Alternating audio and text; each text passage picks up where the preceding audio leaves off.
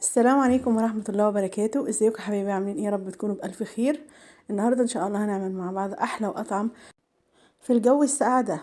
بصراحة في منتهى الجمال، ريحة وطعم ولون فعلا حكاية. هتحضريه بطريقة سهلة جدا وبسيطة، ومش هياخد معاك وقت خالص في التحضير، واحسن واضمن واوفر من قرص المخبز بكتير. ما شاء الله تحفة. يلا بقى بينا نشوف هنعمل القرص القمر بتاعتنا دي ازاي. يلا نبدأ مع بعض. بسم الله وعلى بركة رسول الله. اللهم صل وسلم وبارك على سيدنا محمد وعلى آله وصحبه وسلم.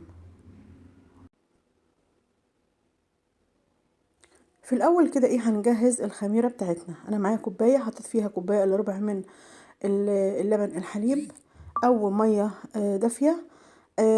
هحط كده ايه حوالي قطعة كده من الخميرة البيرة اللي جايباها من المخبز، يعني قد حوالي كده ايه حباية عين